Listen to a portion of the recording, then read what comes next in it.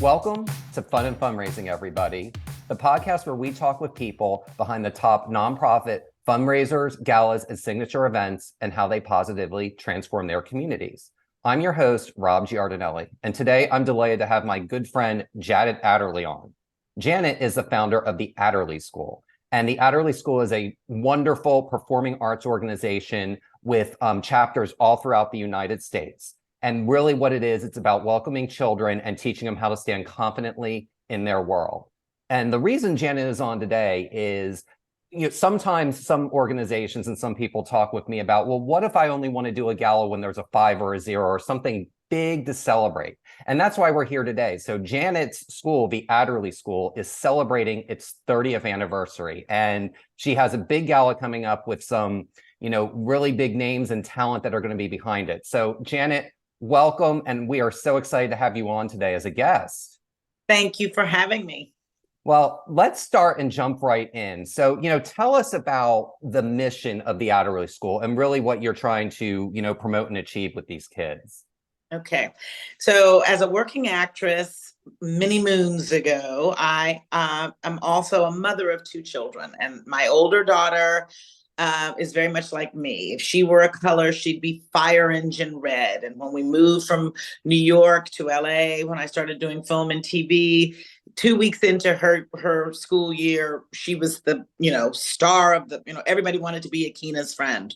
My young on the other hand, if she were a color, she'd be lavender. She was incredibly shy, incredibly cerebral, incredibly shy, and the transition was difficult for her. And so I started volunteering in her 3rd grade class to just keep an eye on her and make sure she was doing okay, and helping out with the math and the English. And the teacher had always wanted to teach history through the music of the decades, to correlate music and history to make it fun for the kids. And she had no idea how to do that. And I said, well, I'll help you do that. And so we created this musical review. It became a huge success. All the moms then wanted me to teach a musical theater class after school. And it was that Sheila moment in a chorus line where Zach asks Sheila, what would she do if she couldn't dance anymore? And she says, well, I'm thinking about opening a dance school. Am I copping out? Am I growing up? I don't know. Well, it occurred to me that at that point in my life, my job was to nurture my 2 children. And so I would nurture for a living. And I called my agent up. It took me a couple of years to make that evolution, but I called after 2 years of having my foot in both worlds, mom, mentor, and diva Broadway chick. I decided that I would mentor for a living and teach all the lavender boys and girls to find their fire engine red voice. So that is it's acting, singing, and dancing is the gimmick. I quote all these, my life is a musical, so I've got to have a gimmick, Gypsy. The gimmick that we use with these kids to teach them far more lifelong, life empowering lessons in problem solving and working as a team and confidence and how hard could it be and just breathe and humility and compassion and all of those things that are tied into a group of people. I liken it to Gladiator, coming together to create this one singular thing, and together they are transformed, together they triumph. So that's my story, and I'm sticking to it. Well, that's amazing. And there's 2 really interesting things about your story that I like. One is, on a certain level, it's almost like this purpose or this cause or this organization found you, as opposed to the other way around. Like it happened, you had all the tools and the components, but it kind of took a greater being or greater community to kind of showcase and highlight, what that purpose is. And it's really interesting to me to see, that it can start from that. And the other thing is that you didn't just immediately go from Broadway diva to, running the school. You did both for a period of time And, you know, some people, when they want to start something, when they want to start a nonprofit specifically, sometimes they almost put too much energy and too much passion into something and they wind up burning out and they don't really realize the full potential. And what I Mhm. love about what you did was you allowed and you gave it space to breathe, almost like, you know, lines on a stage or lines in a theater. You gave it Yes. the space to breathe and grow and find its voice. And then after a while, you were like, you know what, this really can be a, you know, a full-time thing where I'm not going to get burned out. I know what it's going to be. And I just think it's incredible that, you know, that's just such an inspiring story to me as to how you know, how the school started. Well, you crystallized all of that. You crystallized my journey perfectly. I like to say to people, my career found me. I didn't find it. You know, I had my moment of glory in Broadway and TV. There was a, you know, a 10-year period there that I was working nonstop. But my legacy as a human being on this earth and what it is that I was put here to do is this school, is my work with these children and transforming and lifting young people's lives and hopefully giving them, I live through them. There's another musical which we did last year as our celebration of coming out of COVID. We did Pippin, you know, Oh, finding our yes. of the sky and all of that great stuff. And you know, Pippin has a grandmother, Bertha, that sings a song, "No Time at All," and she talks about throwing off her flings because, you know, watching all of the glory of her grandson and the generations to come, you know, she says to him, "You are my time. You are my time. So I'll throw off my shawl." And watching your flings be flung all over makes me feel young all over in just no time at all. And that's where I am in my life. And little did I know that that that what I will be remembered for, what I will have, you know, done my best job, my best soldier job at impacting the life in the world for good is these schools. And I feel very honored that that happens to be the career that found me. You Yeah. know, and I think that's amazing. And I think that, you know, for anyone who's starting out with their career, and I always say this, and I say this as someone who's, you know, had multiple different career paths on my own professional journey, is I don't want to say you follow the money, but you follow the love. And where Yes. you feel the love, that it grows you, it feeds your soul, it makes you feel alive. And the thing is, and the funny thing about, you know, and I haven't acted and been on, you know, in front of camera the way you have, but I've had the fortune for stories and stuff to go on set. And that's, Yes. I don't think people realize how much hard work goes into something that appears so glamorous. Yes. And It's great. It is indeed. Yes. and you know, what I love is that you realized, you know what, there's a lot of hard work here, but you know what would be even more fun? I'm going to work hard and I'm going to empower these kids and really empower the next generation of people. And you've had some really amazing names walk through your school doors over the years, you know, people like Ben Platt and people like Yes. Sarah Hyland from Modern Family and people Yes. like Gigi Hadid. You know, how, you know, when you think about the people who have come through your doors over the year, what do you feel when you think back on it and you see, you know, you turn on the TV or you go to a theater and you're like, I had a help and I helped shape who this performer and this person is. I had my hand, you know, I put my hand in there. Yet another musical theater reference. Hello, Dolly. People have compared me to Dolly Levi my Absolutely. entire, and to see these kids, we'll start with Ben.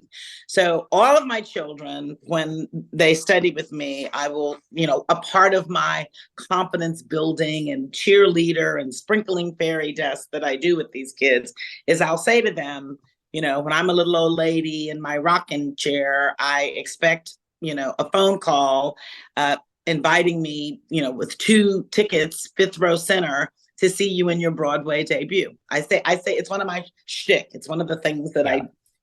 I'll tell the, you know, to ensure the kids how much I believe in their ability as artists, right? So fast forward, so Ben graduates from high school, and he's on his way to NYU, and he's barely there a semester, and the phone rings, and this sheepish little voice, "Hello, Janet, it's Ben. I've got your 2 tickets, fifth row center." and, and, and it's Book of Mormon. He's Elder Cunningham and Yeah. Book of Mormon. And I gotta tell, going there, and I brought my mother with me, who had watched Ben grow up from 5 years old when he first started at the school. And here he was making his Broadway debut, and he was with this community that I dreamed my whole life of becoming a part of, and became a part of. And I'm sitting there, the anticipation of the curtain going up and seeing my Benjamin, because that's what I call him, my Benjamin, step out on that stage. I was more nervous for that moment than I had been in my entire own career, right? And then to watch him just own it. Yeah. And be so happy and so there, so meant to be there. He was the first, and with each one of the kids that goes on to accomplish big things in the entertainment industry. I'm grateful that that there's a little bit of me, you know what I mean, in each of the things that they've been able to achieve, and that I helped, like a mama bird. I helped them fly. There's no feeling like it. It's like, well, there is your own children. I mean, you know what I'm saying?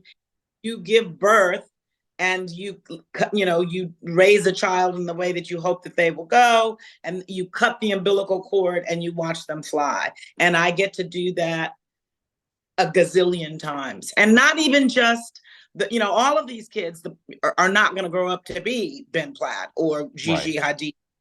Do you know what I'm saying? They grow up to be hedge fund runners or doctors or behind the scenes writers. And I have an unbelievable young man, John Alexander, who's a huge documentary film guy, who's won several all over the world and went to Harvard, and just brilliant. You know what I mean? And some grow up to be moms. But you know what I'm saying? There's a little bit of me, hopefully that they'll hear something will happen in their life, and Janet will be in their ear. What would Janet have said, or what would Janet have done or had me do, or you know what I mean? How would absolutely? And it's a great feeling. I mean, I come from a family of mentors. My mom is a PhD in math. She was the first person of color, not just woman, but person of color, to be admitted in the PhD program in mathematics at Rice University. Wow. And lots and lots, and then taught at Texas Southern University and St. Thomas, and you know what I mean? And so, teaching and mentoring and paying it forward and empowerment is a huge part of my family legacy. Absolutely. So I'm the only one that's a performer and an artist. Everybody else is an intellectual or a scientist. But that knee-jerk desire to help, to facilitate, to make a mark, to be impactful in some way. What is my purpose? What is my purpose? Absolutely. Well, and you touched on that so well. And, one of the things that people, I think, underestimate or don't realize or don't fully appreciate about the arts is it's not a lot of people who do art programs. It's not necessarily because they want to become famous or they want to become the next Ben Platt. They maybe want to become the next doctor or the next scientist or even the next stay-at-home parent. And it's really, the arts are really about inspiring confidence and a belief in yourself to do whatever it is that you want to do in the world. And I thought that you just explained that so brilliantly. Well, thank you. Thank you. I mean, I get testimony, people, very much like Ben calling up and saying, I've got your fifth row, Yeah. center. I've gotten beautiful letters from graduates who are now living fully in their adult lives. And years later. And that's what's so exciting about this 30th anniversary celebration, is that we're all coming back together, and you get to go home, if only for 2 hours at the Libero Theater, you know what I mean? But Absolutely. getting these letters after the fact, and now I'm having second generation, my babies have had babies, and now Yeah. they're school right now, their children are students at the Adderley school. But one gentleman, a young man named Andrew McCaffrey from my Santa Barbara school, has went to Duke, and is now a hedge fund guy. And and he writes me this letter, and he says, with every interview for college, every interview for a job, he says, I hear you in my voice, in my ear, Janet. What that school gave to me, what you instilled in me are the tools that I walk into every meeting. It was a beautiful testament. It was a beautiful thing to hear. That's amazing. And, you mentioned, that gentleman was from the Santa Barbara school, and, you started with one location, the Pacific Palisades, and now you've got schools in 4 or 5 different states, 5 different states now. So, I mean, that's amazing. So congratulations on that. And, talk about, because your schools are all over the country. So it's not like you've got one in California and in the 4 other states that touched California. I mean, you've got some in the central time zone, you got some in the eastern time zone, they're all over. So tell us a little bit about how you go about selecting a new city to open a chapter of the school. Well, interestingly, not very similar. If it ain't broke, don't fix it. So this career found me out of a maternal need to help my daughter. That's the elevator story. I needed to help my daughter, and so this is what my life has become. And how beautiful it is that she stands side by side with me now, and runs all these schools. I mean, I'm getting tired, and she because I couldn't do it without her. It was very not what particularly thought out at all. It was incredibly organic. So I lived in Los Angeles for many years, and that's the flagship studio that's turning 30 years. Then I married a gentleman and followed him to Santa Barbara. I was like, well, what am I going to do in Santa Barbara? So I opened a school in Santa Barbara. The school outlived the marriage. And I'm from Texas. I'm a Texas girl, born and raised, born in Marshall, Texas, behind the pine curtain, as they call it, and grew up in Houston. I was in the first graduating class of HSPVA in Houston. I was voted the most outstanding female student, all that good stuff. And so my dad, 9 years ago, God bless him, died of lung cancer. And my mom, the fiery, feisty woman that she is, there was no way she was going to move to California and live with me or my sister. She still lives in the home at 95 years old, alone, that we were raised in. And so I thought, and at the same time, my oldest daughter and her husband were pregnant, or discovered that they were pregnant. So, when God closes the door, he opens the window, that whole sort of scenario. Right. So, and I was a single woman living in Santa Barbara at that time. And I thought, you know what, I could be anywhere and do what I do. And so it's time for me to come home or go home. So I moved to Austin. I'm like, well, I don't know a soul. What am I going to do? Well, I'll open an Adderley school. So, I mean, it's really like that. So that's the 3 schools. The next 2 are interesting. Then COVID hits. And this is something that, I want to say to anybody who's listening. The 4th school is a happy accident out of absolute abject disaster, COVID. I thought I was to lose, everything about me right. was everything about me was, hugging and singing and, everything I did, theater, Broadway closed down. Broadway was in panic mode. Anybody who was performing, I mean, the Long Center and Ballet Austin and, all of it. I mean, we all went through this holding our breath or wondering how we're going to get out of this. And the Connecticut school is a COVID accident. So they're a happy accident, I call these things. There was a little 10-year-old girl, 9 at the time, whose cousin lived in Austin and was a member of our Austin school. And she had oh, mommy, if only there were a Adderley school in Darien, I'd be, oh my, blah, blah. So then when we pivoted to Zoom, she, smart little girl, confident little girl. Well, Mom, do you think I could join one of the Zoom classes? And the mom asked, I said, of course. So then that little girl joined in with some Austin kids, from the little girl from Connecticut. Then the next semester, she's like, well, do you think Janet would do a class? I don't get to see my friends because we can't go to school. Do you think we could do a Zoom class with just my friends? Sure. So 10 little girls from Connecticut, row 8 in Connecticut. So it's like a Fabergé commercial. So fast forward, get out. Alana goes up there. My daughter goes up there the first summer that like vaccination, we're out of COVID, and does a pop-up camp.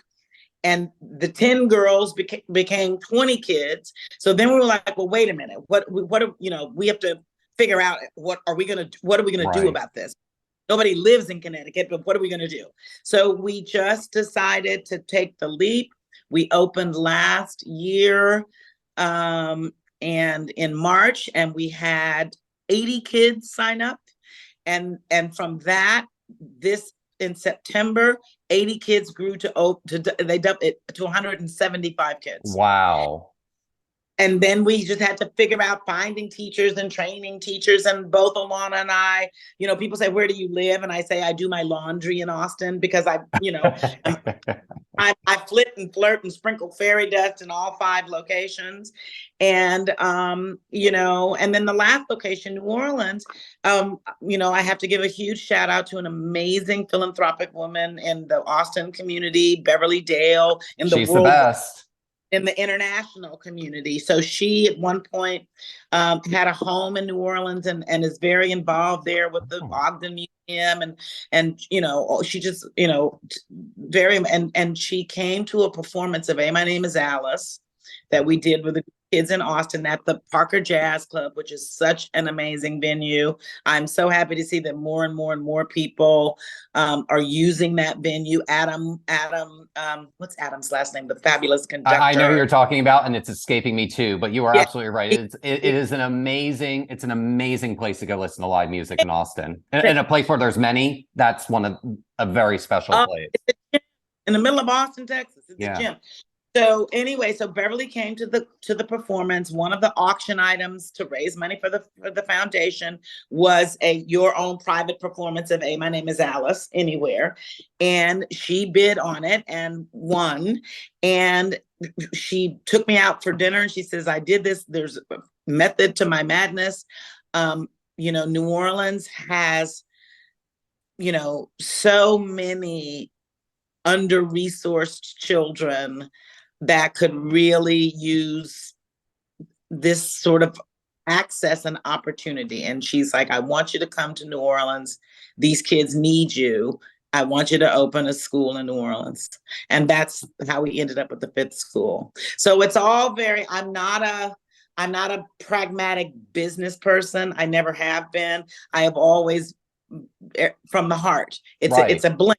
It's an instinctual, I don't even, serendipitous. I mean, I believe in all of those things. And it was just, so Connecticut was an example of what I try to teach my children, which is I believe in angels, something good I see, always look, don't get sad, get mad is what I tell them, and that life is going to throw you curveballs and things are, and your job. So now what are you going to do about it? Just breathe, just, you know what I mean? And all of those things are what an actor does on stage. The writing in pencil, the acting is reacting, and making choices. An actor's job is to make choices on stage. So is your choice to implode and, cry, woe is me, or is your choice, to look for the silver lining? And Connecticut was absolutely that for us.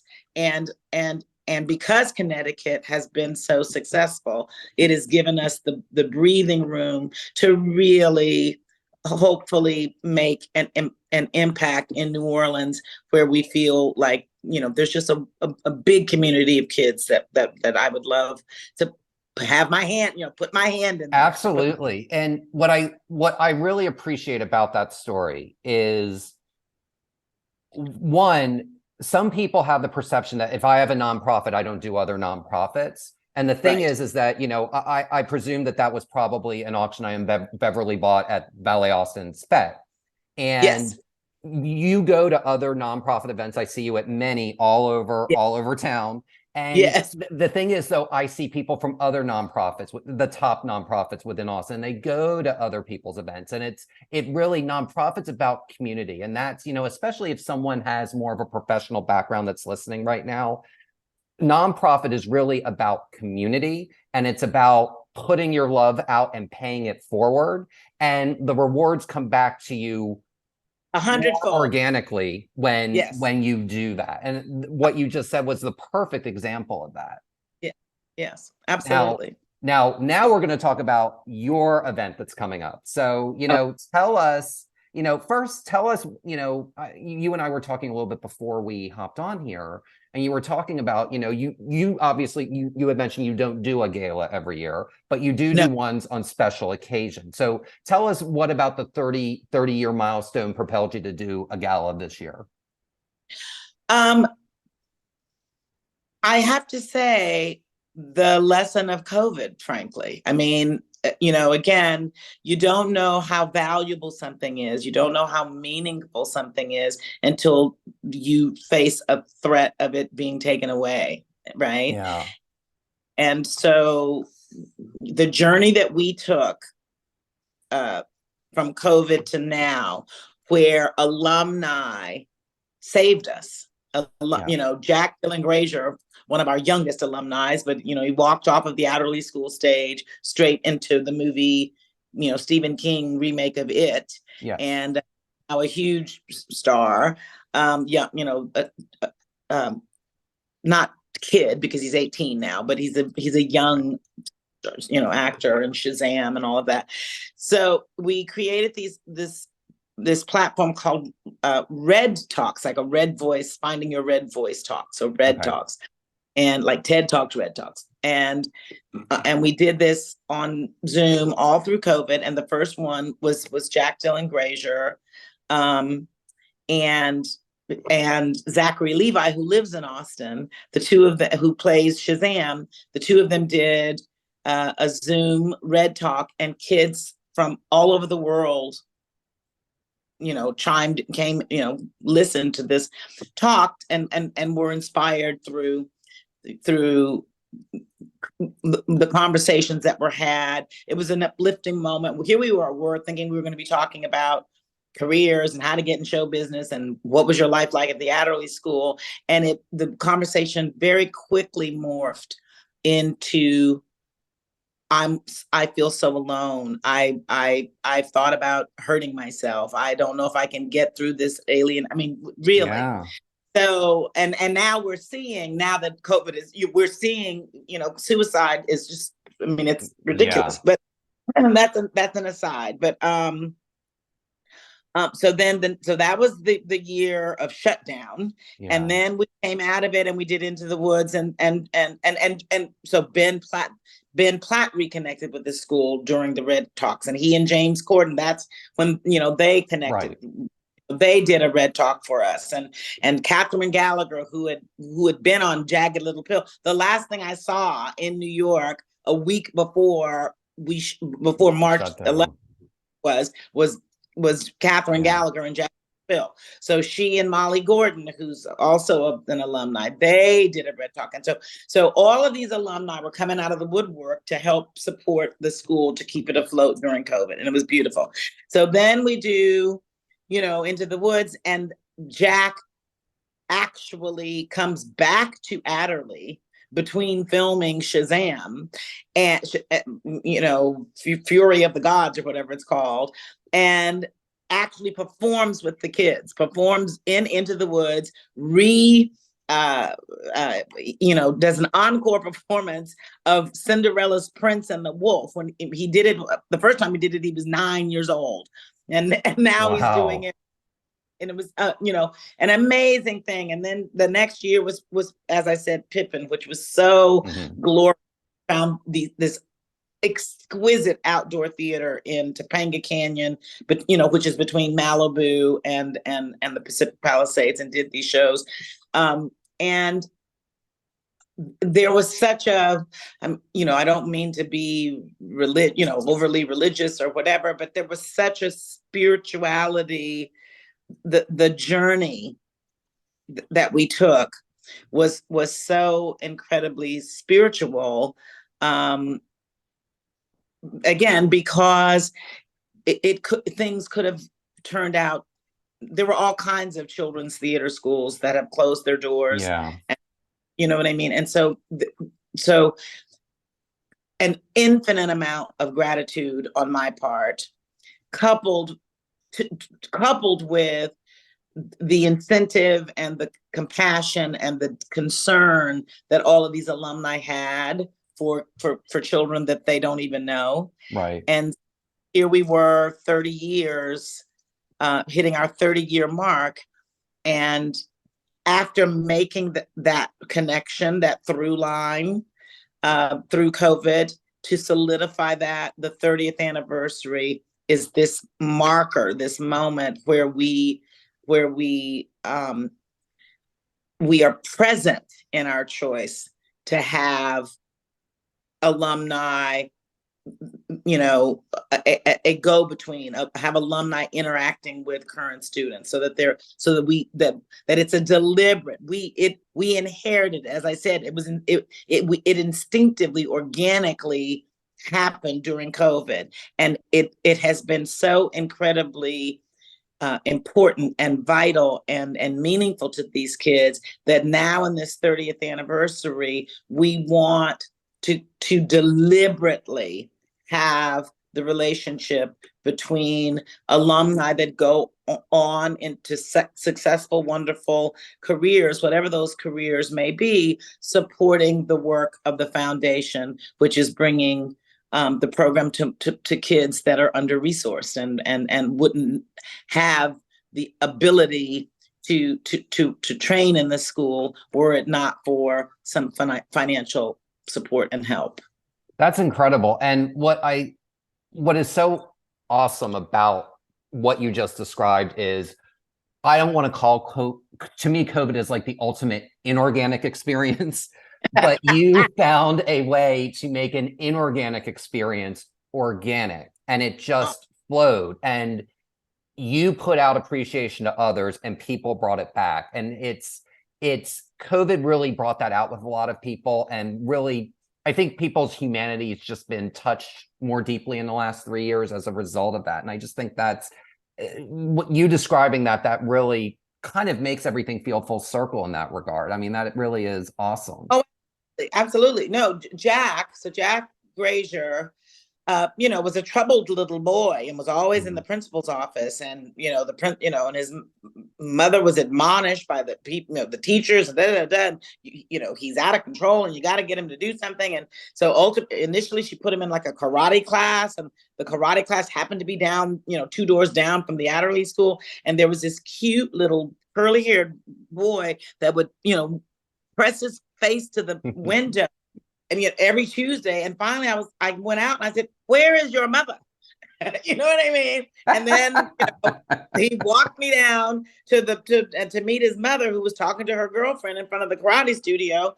And I said, "Well, I'm glad you got your boy in karate, but clearly he wants to be someplace else. So Yeah. she put him in the Adderley school. And, I'm not saying anything that he's not said publicly in publications all over the world.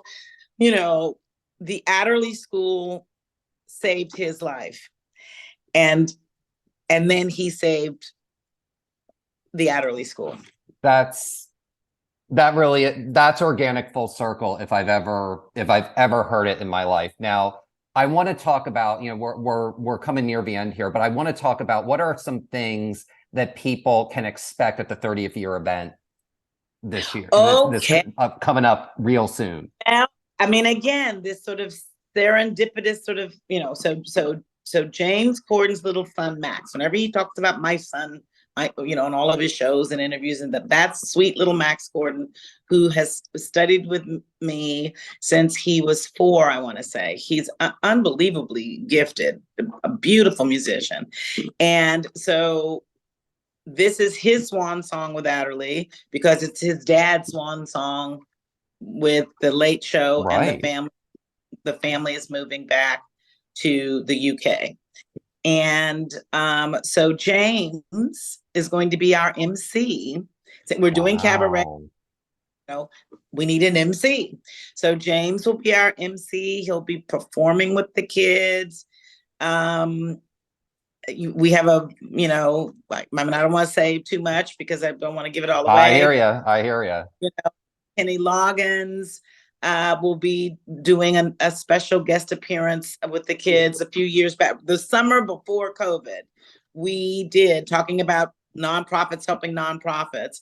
And I'm very involved with the nonprofits in Austin and in LA and in Santa Barbara. And so Kenny Loggins and a group of our kids from all 3 schools, because at that point we only had 3 schools, from all 3 schools, did a concert version of Footloose, and we raised over $80,000 for an organization in Santa Barbara called the Unity Shop. That is, it supplies free clothing and food and education and toys and for families in need throughout the entire Ventura County, Santa Barbara, and the entire county.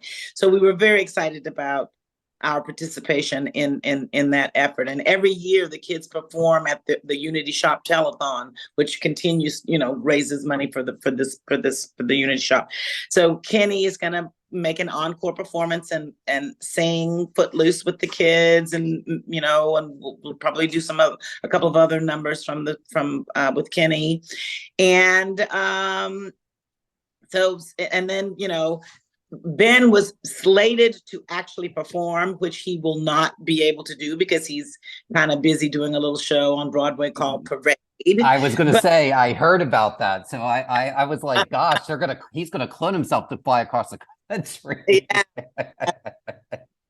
Happening. So, but he will be there with us on video. He's doing video shows. Fantastic. He'll be in and out. And Catherine Gallagher from Jagged Little Pill is coming back. And I'm hoping.